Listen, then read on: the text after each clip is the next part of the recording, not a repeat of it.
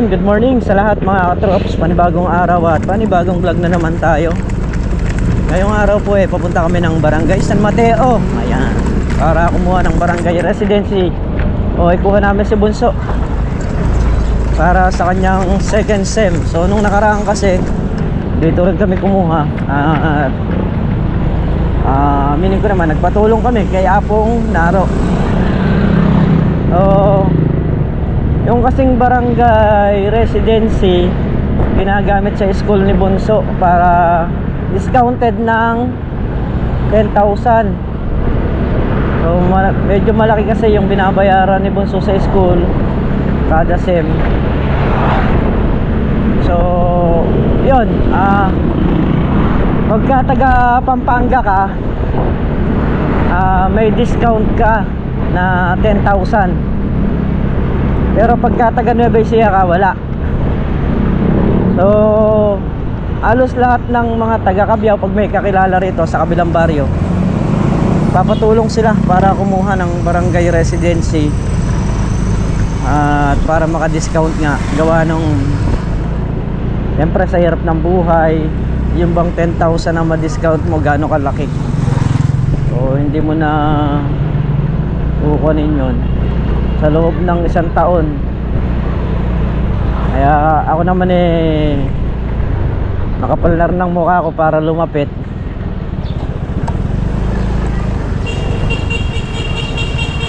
Ayan, pinapalang ko na yung aking pagmumukha.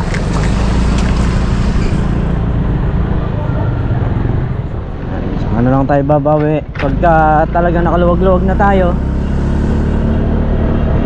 Siyempre, hindi naman yung balang nagpapatulong tayo. Kailangan marunong ka rin bumawi.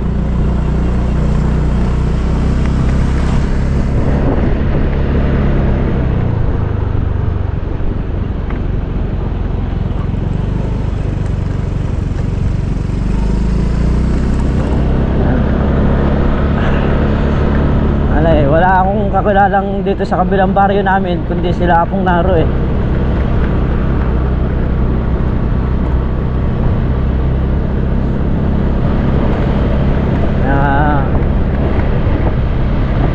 dito nagbibigay sila pagka graduating na yung estudyante, pero pagka hindi graduating, first year pa lang, hindi sila magbibigay.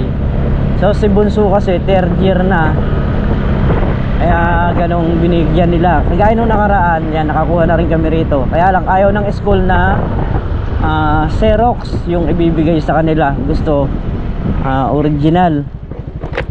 O nakapagpa-Xerox sana si Bunso noon, kaya lang ayaw tanggapin. Kailangan original, kaya babalik tayo rito. Kaya si Bunso naka-address kila Apong Naro.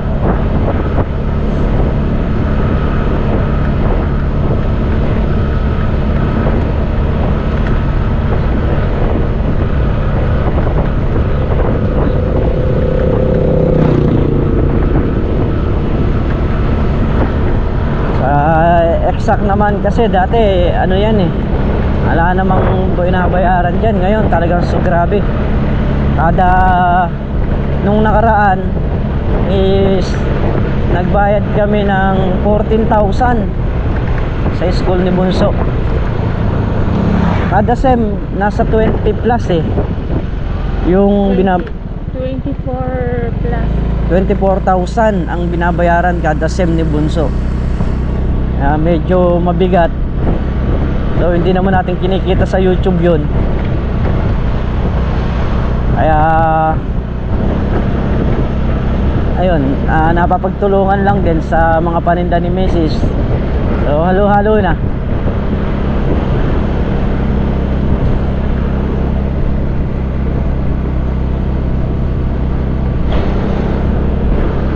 Ngayon ito, babalik tayo kay Apong Naro. Nakakahiyaman, kailangan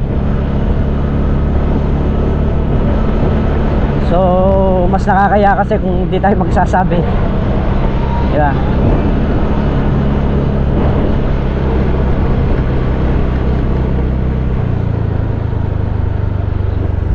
ang linis dito pala Apong Naro.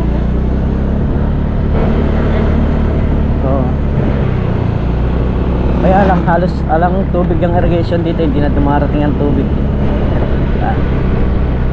So ayun mga katrops, dito na kami sa may barangay San Mateo. At sa taas na nga sila misis. Kumuha na ng barangay residence. Kasama namin si Dadang Sising. Yan.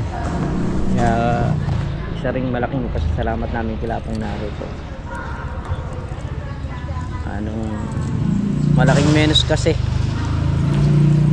Talagang sabi ko nga sa inyo, yung binabayaran na 20 ay sa isang taon is 48.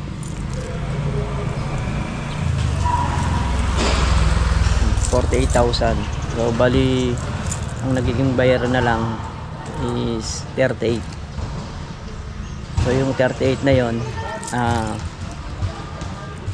inuunti-unti namin pagka may perang konti na nakatabi, yon pinapabayad namin kay Bunso para hindi biglaan. Kailangan talagang paglaanan. Kaya yung mga nag-aaral ngayon, pagbutihan nyo hanggat kaya ng magulang nyo na pag-aralin kayo, dahil hindi nyo alam kung ano yung sakripisyo na ginagawa ng magulang nyo para sa inyo.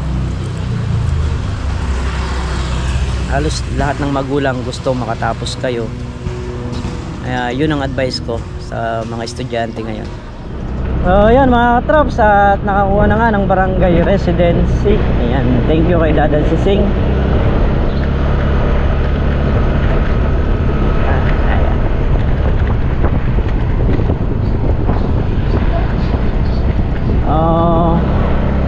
Lusong naman tayo sa bukid nito.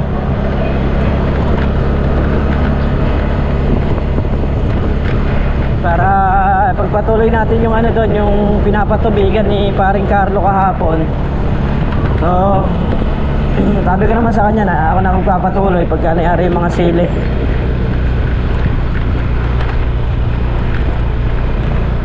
So yan mga traps, palusong na tayo sa Laka Park. Tinanghali na tayo, gawa ng tayo ay may nilakad pa.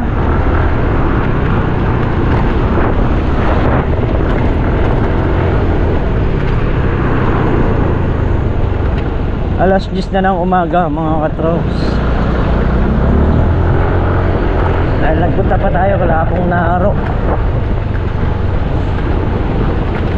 So kung meron mang patubigin dito sa Kalamansi, ipagpapatuloy natin ngayong araw.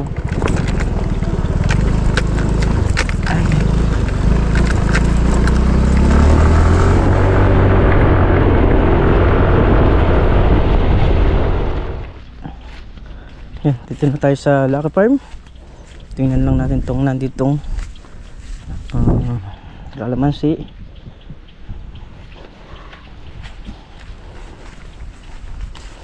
Ano kung niyari na rin ni paring Carlo yung ano, patubigin. Ayun, may tubig na rito eh.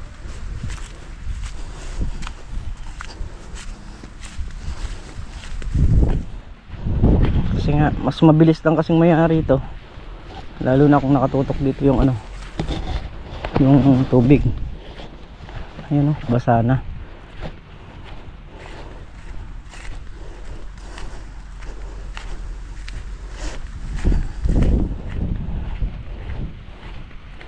Wala na.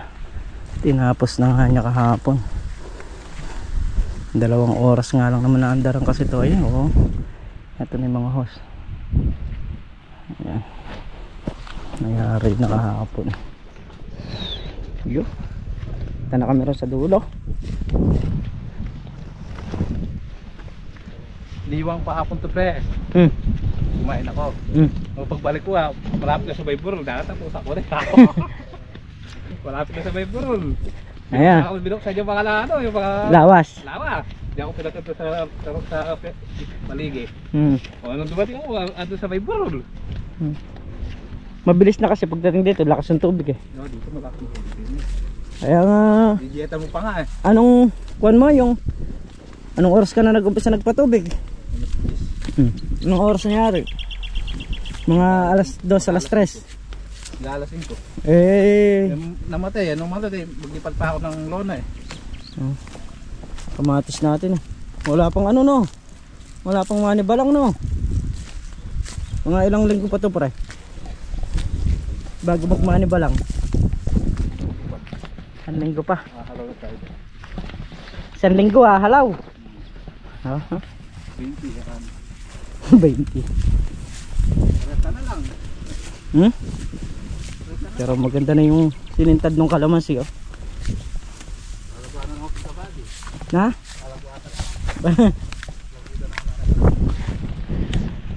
Bay talagang sa kalamansi maganda na yan.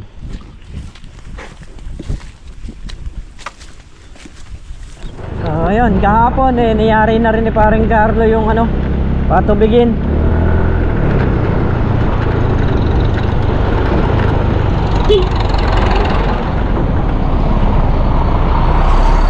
Oh, bahay muna tayo ngayon.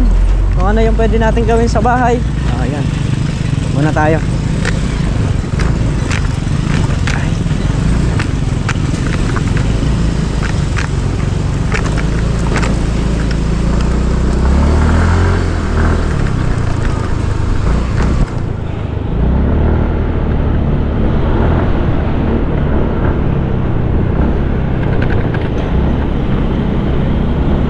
Sila Meltong Vlog saka si Tol Nariel kasabay na rin natin umuwi, saka sila uwian na.